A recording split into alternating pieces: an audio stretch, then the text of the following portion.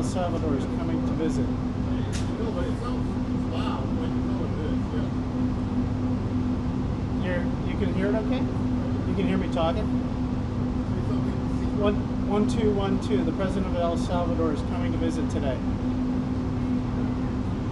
You good? Good? What?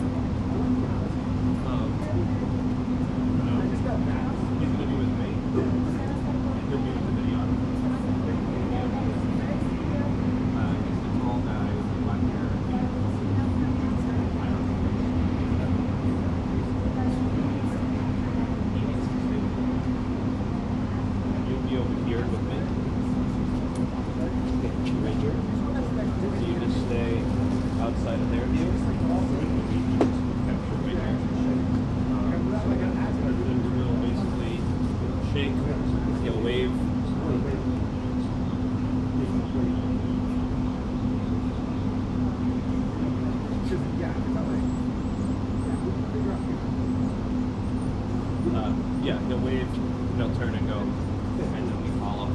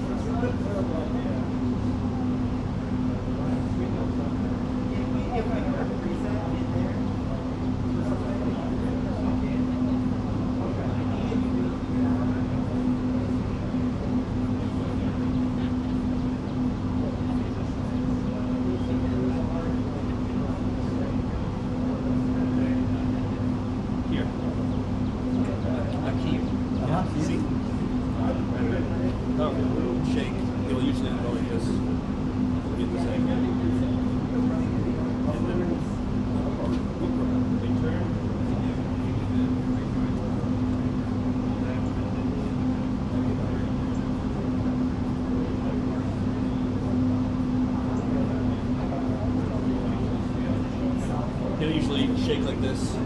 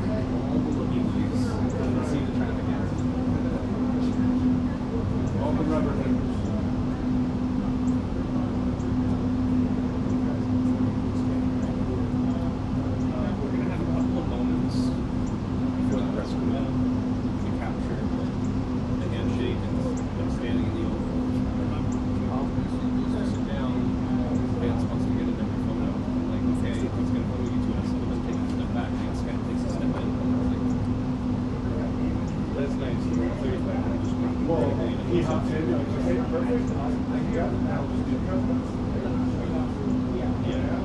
what I think I did last time. Well, I think I said, hold up. I did the opposite. That's smarter. He steps in, like, I stop him, and then him.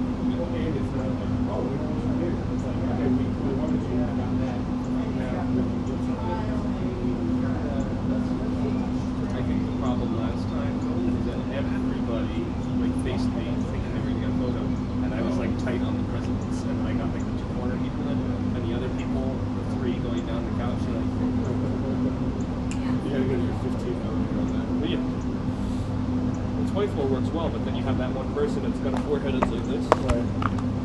It's a big, beautiful bed. See, this is what I mean when I say cloudy. Like where I'm from, if it's cloudy, like you would never pick the sun moving more than the ground. I feel like this is like always on the East Coast when they say cloudy. This is what I expect. Well, I mean, I'm 3 hours away. I'm in Virginia, so it's like it's the East Coast. Yeah. So I was learning to appreciate DC clouds. DC seems to do its own thing. It might just be because of the water. Or just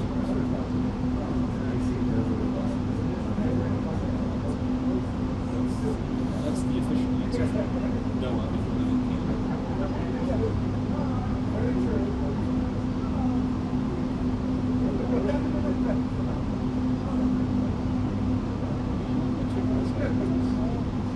Yeah, we were talking about. Oh, yeah, but they're stabbing you with X. Oh, that was you? I heard all this. What's going on over there? Yeah, that was shortly. Does that mean did you not look? No, I was just so focused on destroying him. I wasn't paying attention. You have to be careful. They literally go up to be like the Antichrist or some sort of being, like DNA splice, something like super genius. Well, I was saying, I said I'm going to keep this fight and this assault.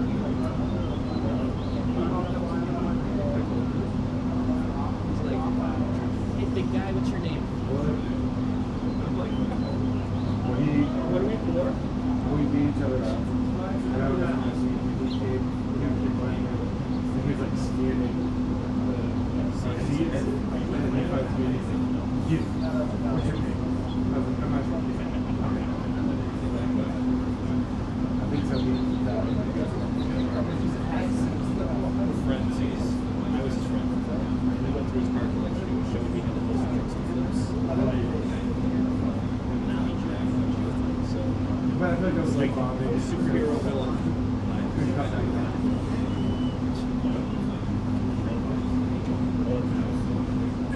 Ready? Hope. What? Ready? Hope. What? Color. Ready? Hope. Hope. Color. Order. Order.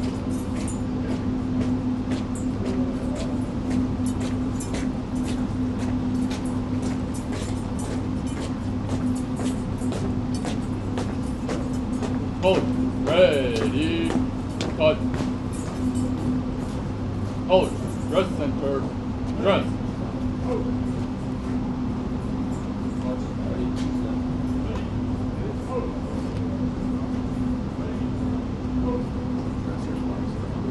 Hold, ready, front.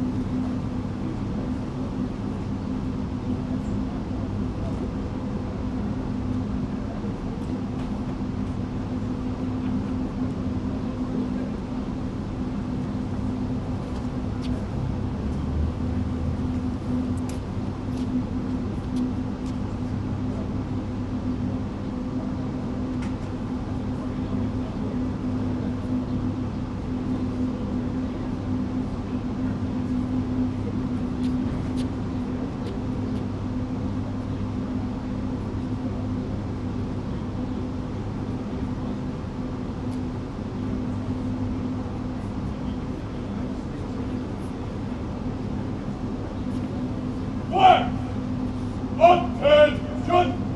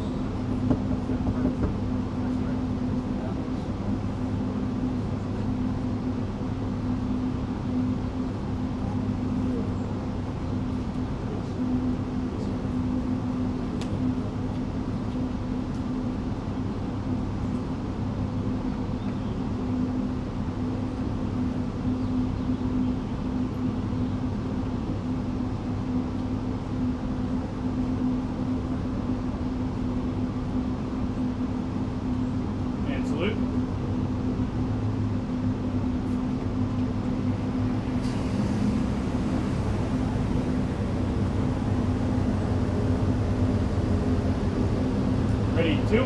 Ready doors. Ready pop. Ready open.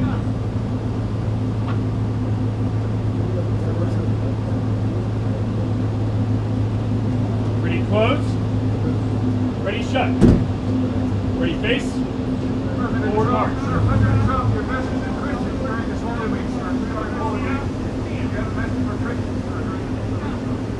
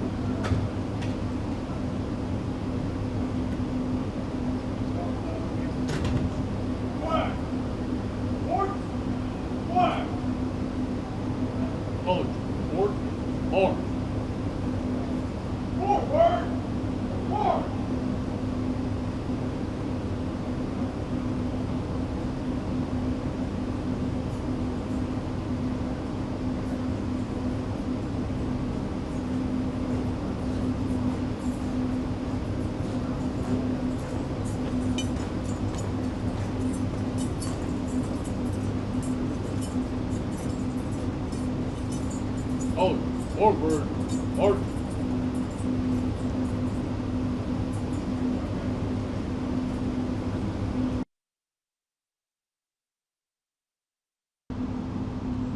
And salute.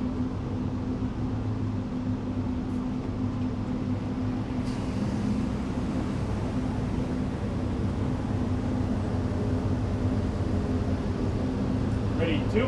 Ready doors. Ready pop. Ready open.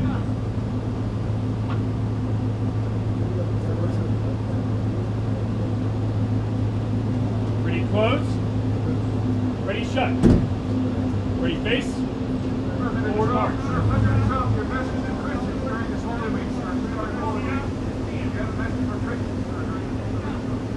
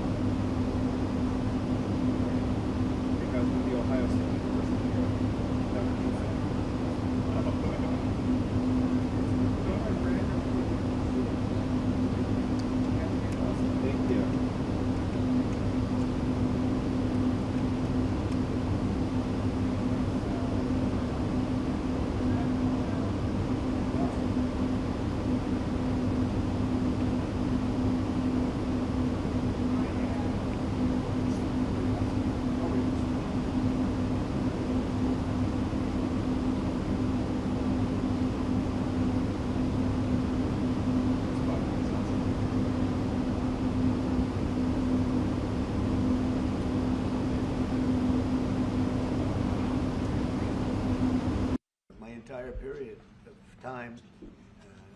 So I knew him as a very young man. Now he's just a young man. And he's done a fantastic job. Mr. President, it's an honor to have you. Thank you.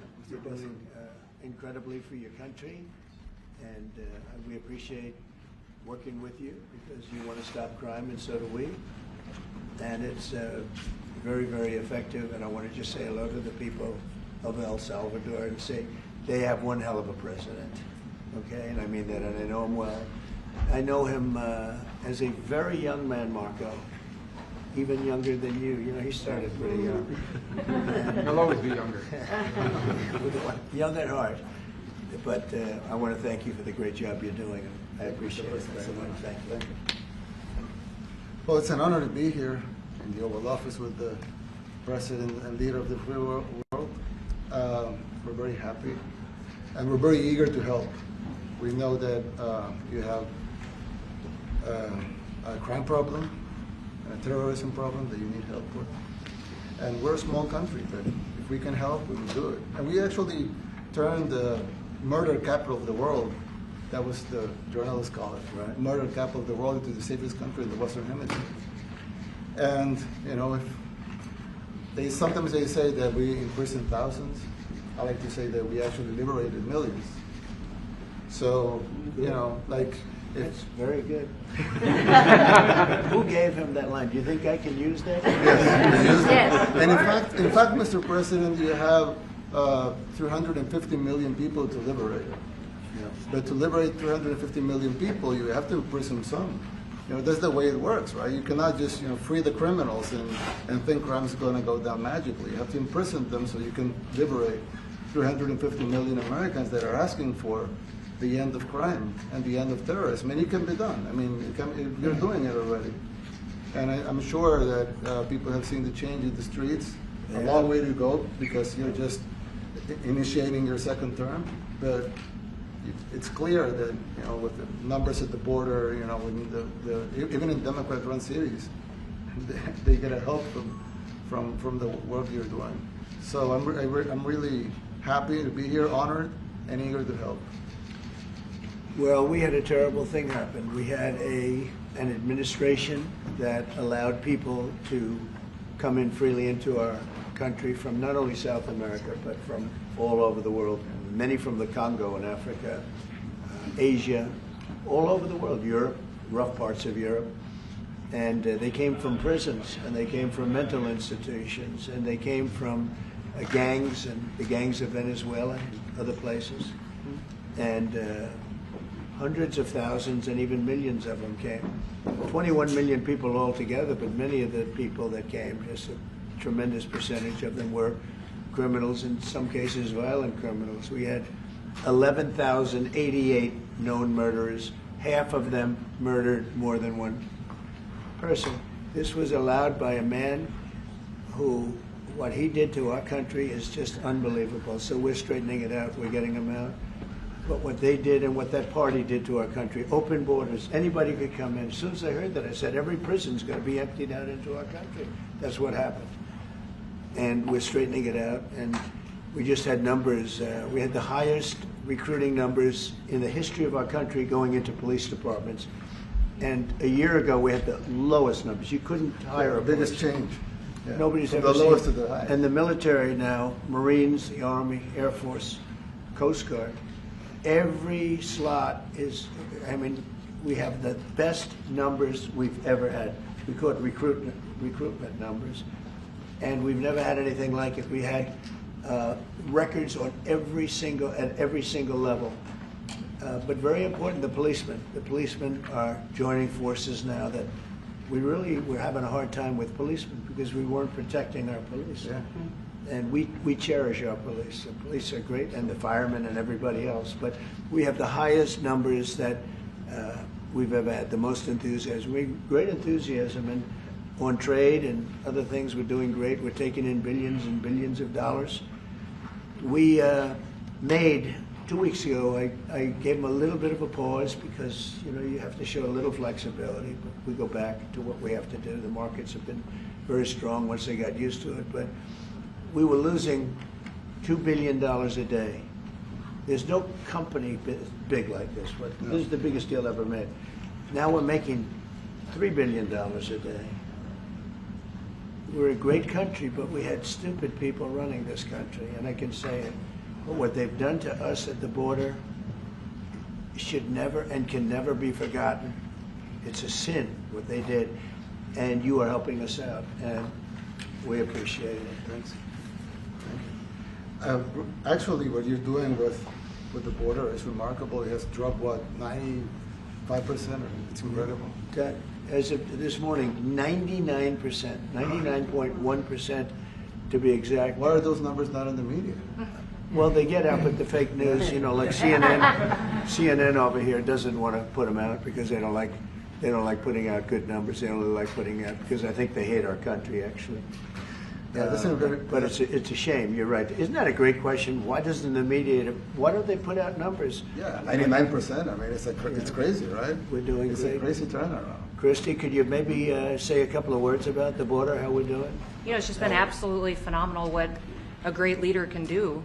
Clear direction. Our laws matter. We should only have people in our country that love us, and the Border Patrol and our ICE officers and law enforcement officers have done fantastic work. So we're proud of them. Now we just need to get the criminals and murderers and rapists and dangerous gang members and terrorist organizations out of our country. So, Mr. President Bukele, we thank you very much for your partnership. It has been wonderful for us to be able to have somewhere to send the worst of the worst and someone to partner with. And we'd like to continue that partnership because it's been a powerful message of consequences. Mr. President, you wanted people to know that there was consequences if you break our laws and harm our people and endanger families. And this is a clear consequence for the worst of the worst that we have somewhere to put them. Thank you very much. Yeah, we even had this gang member from Venezuela, one of the ones you sent, and we interviewed him just to get some information, etc. from them. And he said, oh, well, I got arrested 6 times, but they released me the 6th time, so I should be released again. And then we said, well, what's the last thing you do? And he said, well, I shot a cop in the leg, but I didn't kill him. I just shot him in the leg. And we're like, this guy was arrested 6 times here in the United States, 6 times. He was released 6 times, and in the he was released 5 times, and the last time he was sent to El Salvador, right? So he's not getting released. But the last time he shot a cop, actually, and he shot him in the leg. So these are, like you said, there's something broken. It's the liberal establishment. But they're not running things anymore in this country, and we're run by, and I don't say conservative, I don't say anything, we're run by people with great common sense. Yeah, common sense. Because it's all common sense. Yeah. It's not liberal conservative, it's common sense. Exactly. And, do you allow men to play in women's sports? Do you allow men to box your women and box? Because I know you have a lot of boxing. That's violence. That's abuse of a violence woman. against women. It's abuse of a woman. Totally. But we have people that fight to the death because they think men should be able to play in women's sports. And some of those sports, it wouldn't matter much, but it still matters. But some of them are very dangerous for women. Some years ago, like we said, a decade ago or so, women's rights movements were pressuring so that we enacted specific laws to avoid men abusing women. And I think those laws were great because there were a lot of men abusing women. But now some of the same people are trying to backtrack on that and actually trying to make new laws allowing men to abuse women in sports. So actually that doesn't make sense. It doesn't make sense. It's crazy. They have weightlifting records, right? Yeah. A woman gets up, let's say, she's incredible. A guy gets up and beats her by 100 pounds. What are you going to do? A record that hadn't been broken in 18 years. They put on an ounce, quarter of an ounce, eighth of an ounce for 18 years. Now they have a guy come up, ping. The whole thing is crazy. But they continue to fight. And I don't like talking about it because I want to save it for just before the next election. I said to my people, don't even talk about it because they'll change. And but I watched this morning, there was a congressman fighting to the death for men to play against women in sports. And you say to yourself, why? What are they doing, right? What are they doing? But your country's not too big in that. No, of course not. We're big in protecting women. Good. Yeah. That's right. It's a very important form of protection, too. And as you can see, most of my cabinet are women, so. That's impressive. Yeah. That's why you And run they're it. not DEI hires or anything. They're They can just be great too. at what they do, right? That's right. This is very impressive. Yeah, This no. is a first. We've had women, but we've never had 3 of them right here. That's 4 and 3 And men. look at what we have. You guys feel a little bit mistreated? That's good. I like it. We've been advanced. I've been very advanced in that regard too. We have Pam, who's been so Yes, I know. fantastic. Christie. Christy, and the most powerful woman they see I anywhere. in the know, world. exactly. She's rated. They're all afraid of her. Susie Wells. They say, oh, she's tough. Yeah. Most powerful woman in the world, according to magazines. What do I know? Yes. But I think she probably is. Yeah, she probably is. You know, she probably is. Congratulations. And you know, Stephen, who's done such a great job. We have great He's people. very famous too. But we love working with him. He really lets them have it. Right? Yeah, exactly. There's no games. No. It's very good. He knows.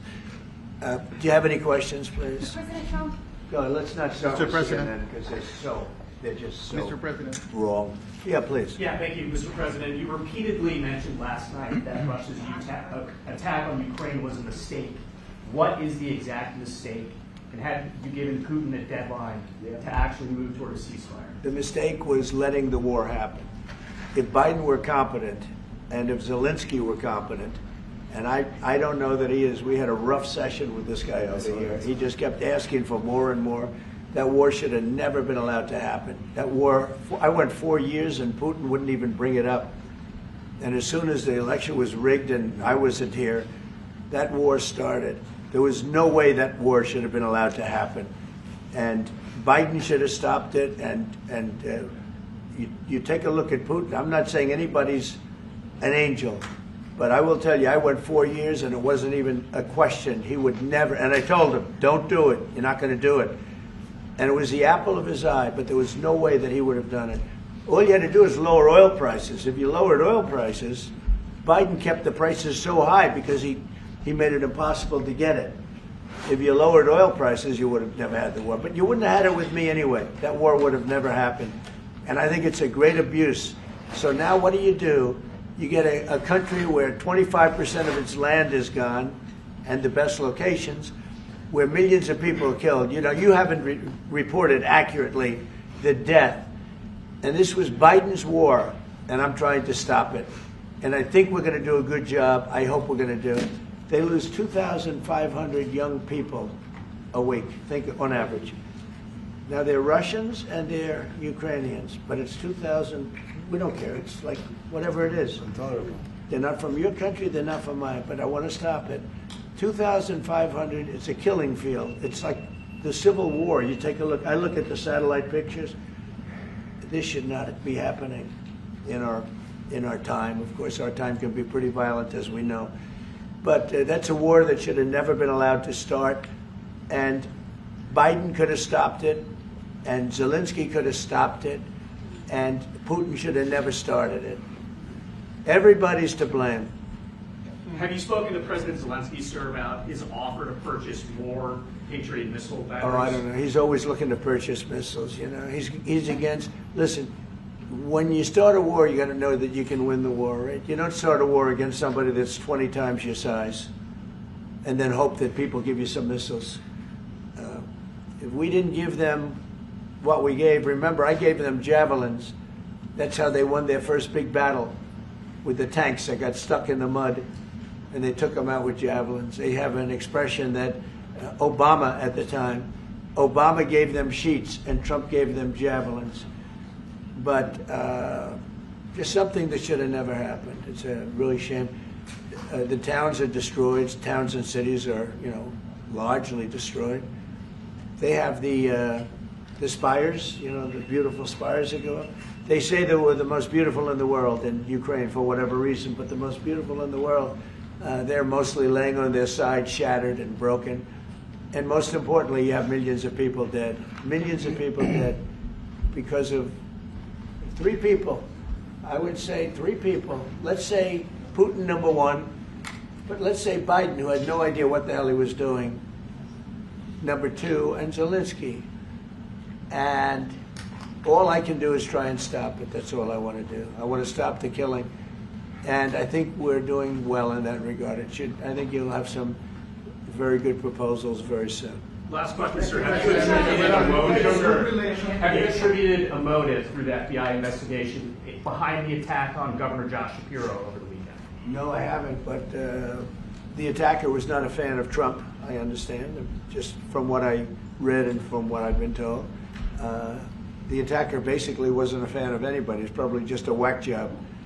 And certainly a thing like that cannot be allowed to happen. Is your good relation with President Bukele the best guarantee that this time you won't terminate the temporary protected status? I have a great relationship with this man. I have the best relationship with him. We've known each other. I've known him since he was a very young man, as I said, very, very young. And I was impressed. I said, look how this guy is. In fact, you sort of look like a teenager. You look like a teenager. I said, what kind of a country is this? He grew up well in the last 5 years. Do you support an extension for nationals of El Salvador under temporary protected status?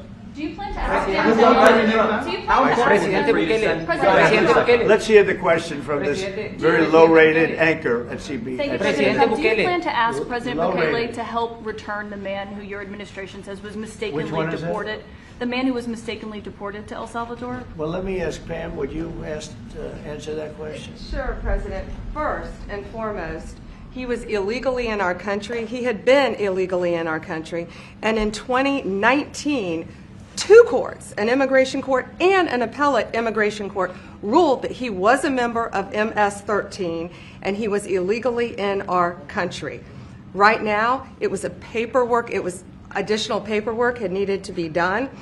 That's up to El Salvador if they want to return him. That's not up to us. The Supreme Court ruled, President, that if, as El Salvador wants to return him, this is international matters, foreign affairs, if they wanted to return him, we would facilitate it, meaning provide a plane. So will you return him, President And Bukele? you are doing a great job. Thank you. Stephen Miller, wait a minute. Can you just also respond to that question? Because, you know, it's asked by CNN, and they always ask it with a slant. Because they're totally slanted because they don't know what's happening. That's why nobody's watching them. But would you answer that question also, please? Yes, gladly. So, as Pam mentioned, there's an illegal alien from El Salvador. So, with respect to you, he's a citizen of El Salvador. So, it's very arrogant even for American media to suggest that we would even tell El Salvador how to handle their own citizens as a starting point. As 2 immigration courts found that he was a member of MS-13. When President Trump declared MS-13 to be a foreign terrorist organization, that meant that he was no longer eligible under federal law, which I'm sure you know, you're very familiar with the INA, that he was no longer eligible for any form of immigration relief in the United States. So he had a deportation order that was valid, which meant that under our law, he's not even allowed to be present in the United States and had to be returned because of the foreign terrorist designation. This issue was then by a district court judge, completely inverted, and a district court judge tried to tell the administration that they had to kidnap a citizen of El Salvador and fly him back here. That issue was raised to the Supreme Court, and the Supreme Court said the district court order was unlawful, and its main components were reversed 9-0 unanimously, stating clearly that neither Secretary of State nor the President could be compelled by anybody to forcibly retrieve a citizen of El Salvador from El Salvador, who again is a member of MS-13, which, as I'm sure you understand, rapes little girls, murders women, murders children, is engaged in the most barbaric activities in the world, and I can promise you if he was your neighbor, you would move right away. So you don't plan But to the ask for Supreme anything Court's to get asking him back? to... And that- what was the ruling that- in the Supreme Court, Steve? Was it 9-0? Yes, it was a 9-0 In our favor. in our favor against the district court ruling, saying that no district court has the power to compel the foreign policy function of the United States. As Pam said, the ruling solely stated that if this individual, at El Salvador's sole discretion, was sent back to our country, that we could deport him a second time. Well, No version of this legally ends up with him ever living here because he is a citizen of El Salvador. That is the president of El Salvador. Your questions about it, per the court, can only be directed to him. I asked ¿Usted lo President liberaría, Bukele, Presidente what is Bukele? can President Bukele weigh in on this? Do you plan to return him? Well, I'm supposed you're not suggesting that I smuggle a terrorist into the United States, right? It's always CNN. How can I smuggle? How can I return him to the United States? Like, I smuggle him into the United States, or what do I do? Of course, I'm not going to do it. It's like, I mean, the question is preposterous. How can I smuggle a terrorist into the United States? I don't have the power to return him to the United States. So you can release him inside El Salvador. Yeah, but I'm not releasing. I mean, we're not very fond of releasing terrorists into our country. I mean, we just turned the murder capital of the world into the safest country of the Western Hemisphere, and you want us to go back into the releasing criminals so we can go back to being the murder capital of the world? No, that's not going to happen. Well, they'd love to have a criminal, released into our I mean, there's a fascination. They would love it. Yeah. They're sick. These are sick people. Marco, do you have something to say about that? Yeah, I mean, Stephen outlined it. I don't understand what the confusion is. This individual is a citizen of El Salvador. He was illegally in the United States and was returned to his country. That's where you deport people, back to their country of origin, except for Venezuela that wasn't refusing to take people back, or places like that. I can tell you this, Mr. President. No, the foreign policy of the United States is conducted by the President of the United States, not by a court. And no court in the United States has a right to conduct the foreign policy of the United States. It's that simple. End of story. And that's what the Supreme Court held, by the way, to Marco's point. The Supreme Court said exactly what Marco said, that no court has the authority to compel the foreign policy function of the United States.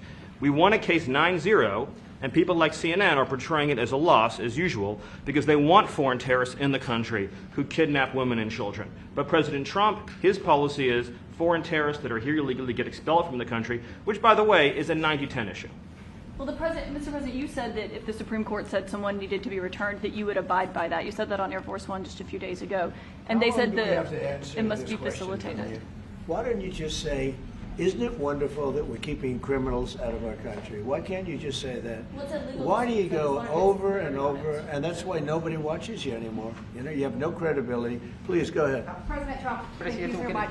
How many illegal criminals are you planning on exporting to El Salvador? And President Bukele, how many are you willing to take from the U.S.? As many as possible. And I just asked the president, it's this massive complex that he built, jail complex. I said, can you build some more of them, please? As many as we can get out of our country that were allowed in here by incompetent Joe Biden through open borders. Open borders.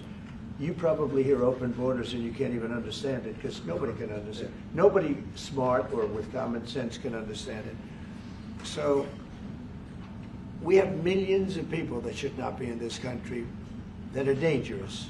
Not just people, because we have people, but we have millions of people that are murderers, drug dealers. They've been allowed to come into our country by other countries that were very smart. When they heard that this very low IQ president, and by the way, I took my cognitive exam as part of my physical exam, and I got the highest mark, and one of the doctors said, sir, I've never seen anybody get that kind of, that was the highest mark.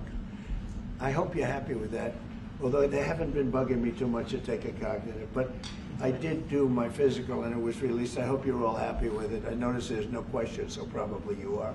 But the cognitive, they said to me, sir, would you like to take a cognitive test? I said, did Biden take one? No.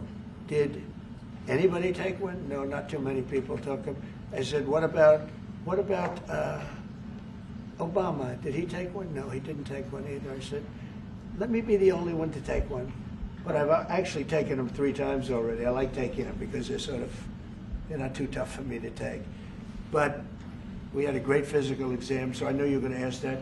And the doctors who are total professionals, Walter Reed Medical Center, they're great people. And I visited a soldier that was badly wounded, incredible soldier, lost his leg, and spent a lot of time with him. I mean, great with his mother. And it was really a very great thing. They do a phenomenal job. I just want to say, Walter Reed, I was there for, 5-6 hours. You were there with me. But I took a full physical, and it came out perfecto, so that's good. That means you've got me for a little longer.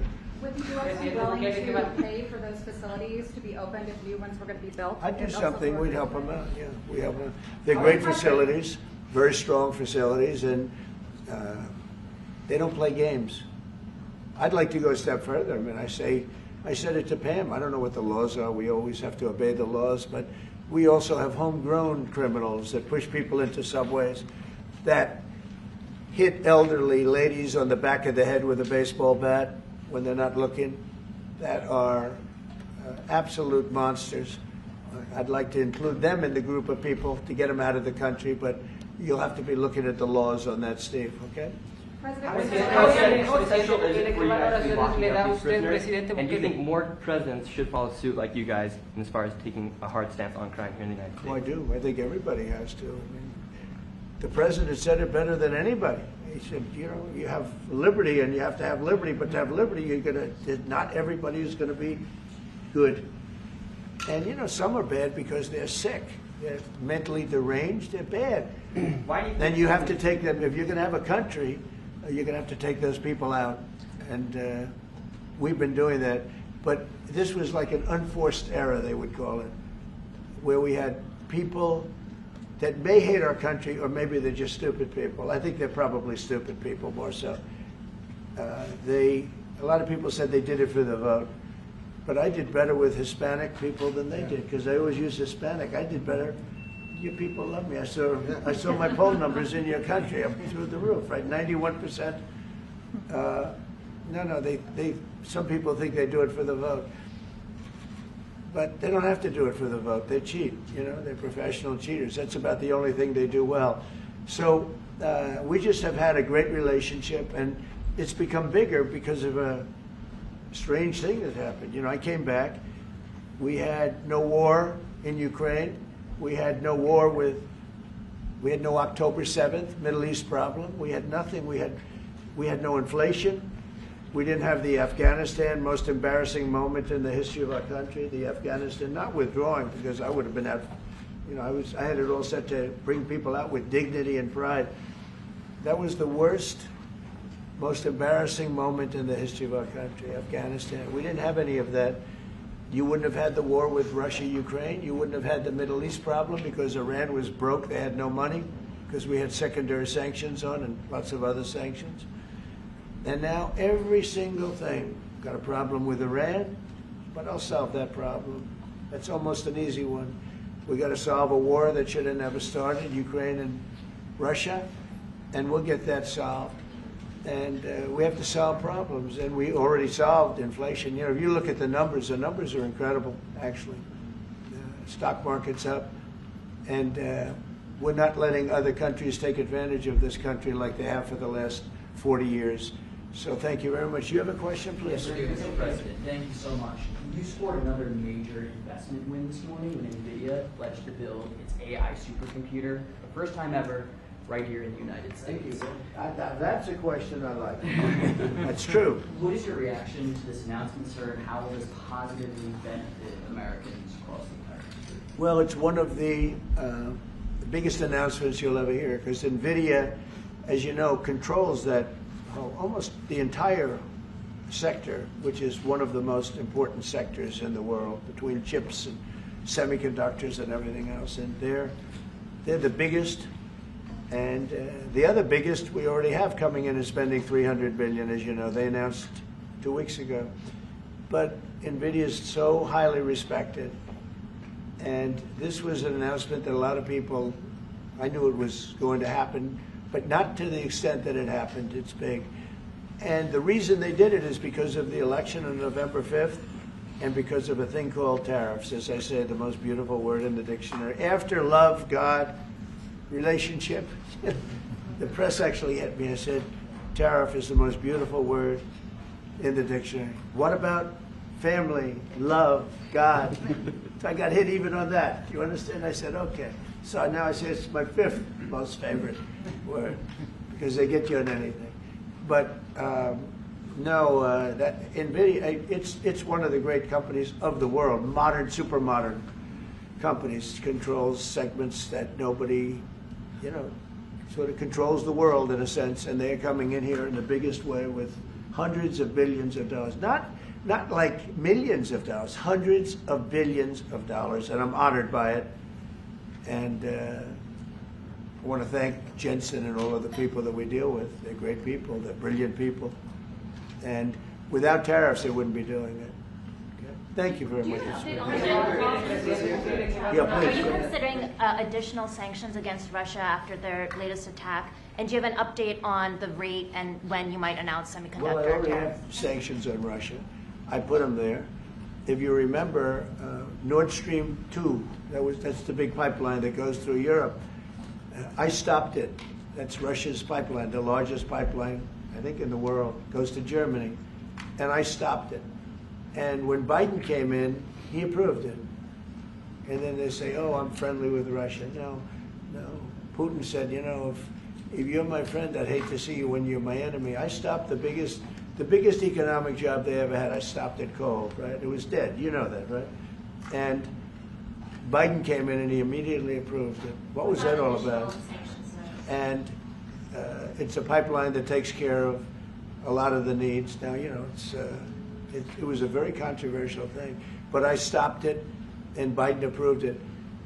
Question? On tariffs? No, not you. Not Presidente update today on potential semiconductor tariffs and potentially pharmaceuticals. What? Semiconductor tariffs and potentially pharmaceuticals. Pharmaceuticals we're going to do. We don't make our own drugs, our own pharmaceuticals. We don't make our own drugs anymore. The drug companies are in Ireland and they're in lots of other places, China. And all I have to do is impose a tariff. The more, the faster they move in. The higher the tariff, it's very simple. It's inversely proportional. The higher the tariff, the faster they come. And yeah, we're going to be doing that. That's going to be like we have on cars. We have, as you know, a 25% tariff on cars. We have a 25% tariff on steel and aluminum. And that's what that category fits right now. Do you have a percentage in mind and a timeline? I have a timeline, yeah, not too distant future. We're doing it because we want to make our own drugs. We're doing it because we want to make our own steel and aluminum, lumber, other things. And they're all coming in. We have record numbers, $7 trillion.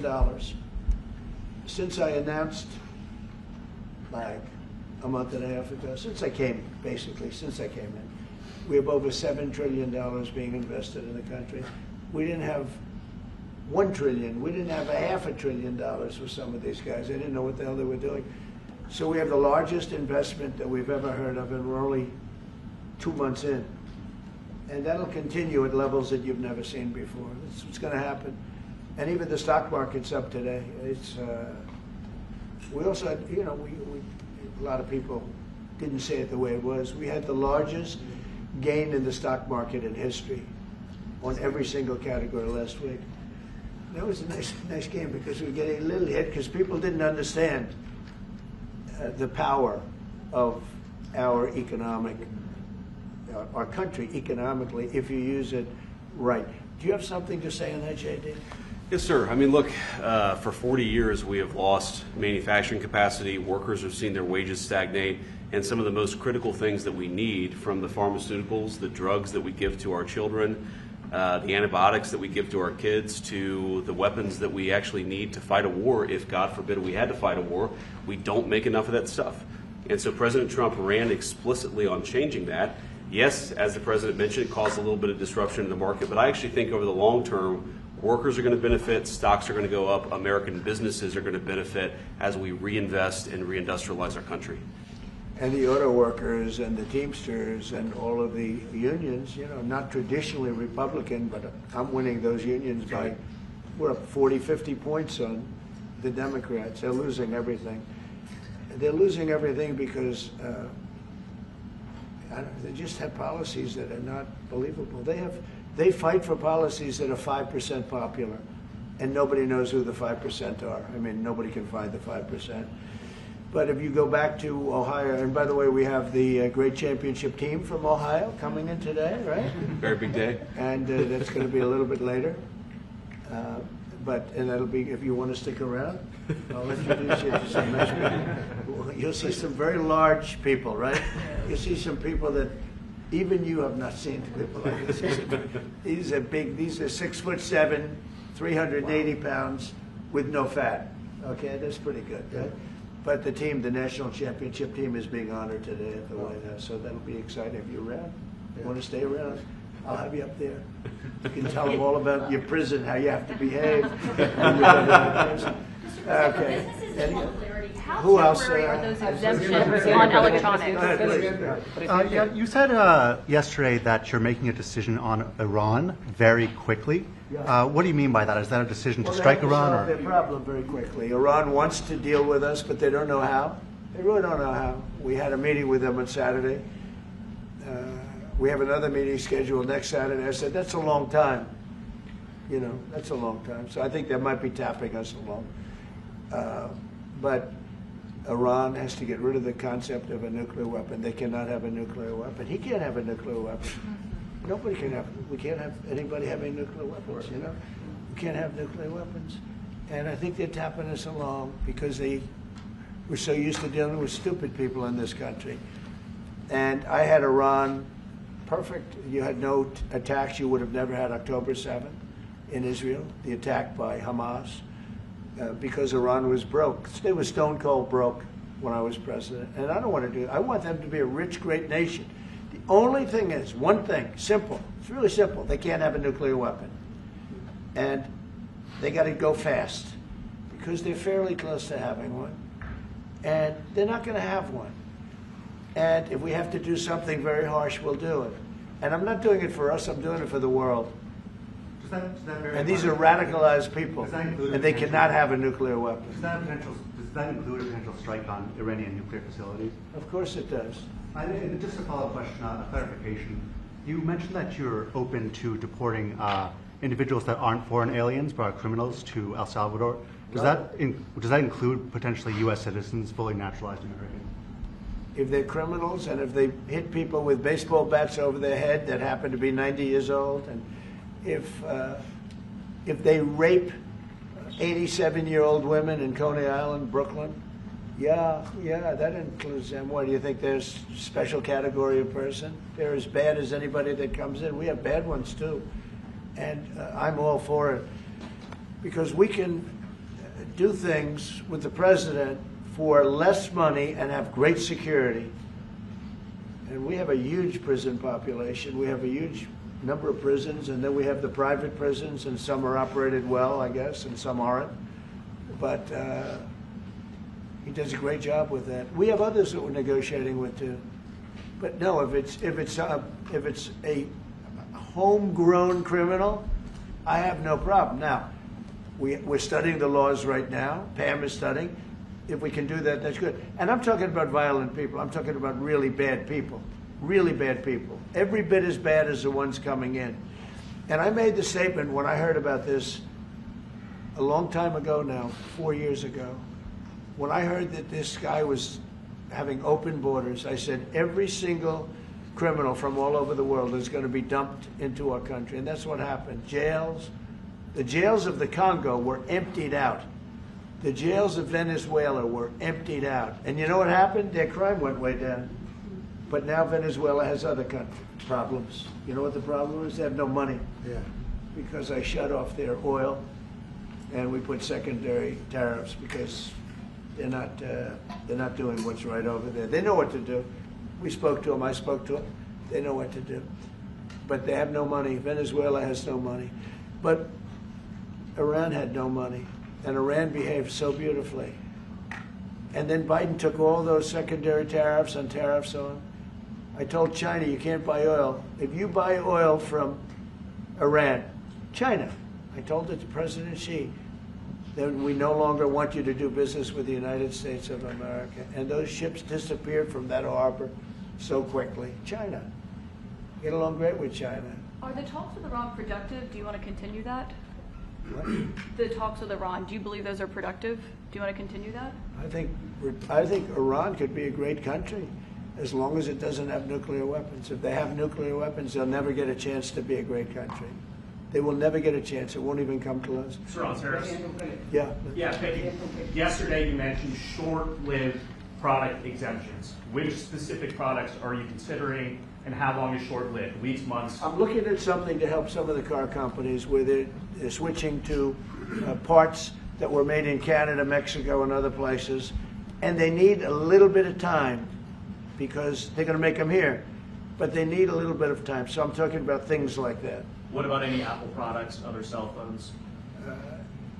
Look, I'm a very flexible person. I don't change my mind, but I'm flexible. And you have to be. You just can't have a wall and you'll only go. No, sometimes you have to go around it, under it, or above it.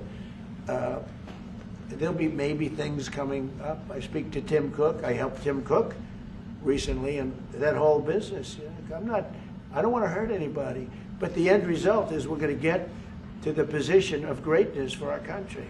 We're the greatest economic power in the world if we're smart. If we're not smart, we're going to hurt our country very badly. We lost with China over the Biden years trillions of dollars on trade. Trillions of dollars. And he let them fleece us. And we can't do that anymore. And you know, President Xi, I like him. He likes me. I mean, you know, who knows? Who the hell cares? Do you have any updates on talks But you know with what? China? What? Do you have any updates with talks with China? No, let me just tell you this. I don't blame China. I don't blame Vietnam. I see their meeting today. Is that wonderful? That's a lovely meeting. They're meeting, like trying to figure out how do we screw the United States of America. Don't forget, the European Union was formed to do just that. The European Union was formed to hurt the United States and on trade. And they get us on NATO because they don't pay their bills. But now, since I got involved, they have been paying their bills. I took in over $600 billion for NATO. Nobody took in anything. I mean, they were all delinquent. They had 8 nations out of 28 paid their bills. The rest of them were way delinquent. And I said, if you don't pay your bills, we're not going to protect you anymore. And the money poured in over 600. The Secretary General last week made that statement. He said, I've never seen anything like it. We couldn't get anybody to pay because the United States was footing the bill for NATO. Well, we got hurt there, and we got hurt on trade, likewise, European Union. And they've got to come to the table. And they're trying to. They're trying to. But the European Union has taken terrible advantage. They don't take our food products. They don't take our cars. We have millions of their cars, BMW, Volkswagen, Mercedes-Benz, many others. They come in by the millions. They don't take, there are no Chevrolets in Munich, I can tell you that. I said to Angela Merkel when she was there, as she was letting millions of people infiltrate Germany, which was not so good from, we would call them illegal immigrants, but she made them legal. But I said to her, and I get along with her very well, I said, how many Chevrolets do we have in Munich or Frankfurt? Why, none, Donald, none. I said, you're right. And yet we take in millions and millions of cars. No, those days are over. Okay, thank you very much, everybody. Thank you, President. Thank you, President. Thank you, guys. Mr. President, do you have any comment on the FTC's case against Meta and Mark Zuckerberg? Thank you, Press. Thank you, Nayib. Thank you. Thank you. Thank you, Press. Let's go. Thank you. Let's go.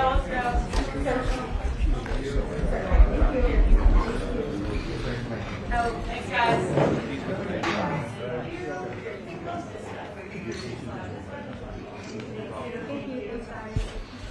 Thank you, President. Thank you, President. Keep coming. Keep coming. Keep coming. Keep going. Thank you. Thank you. Thank you. Thanks, guys.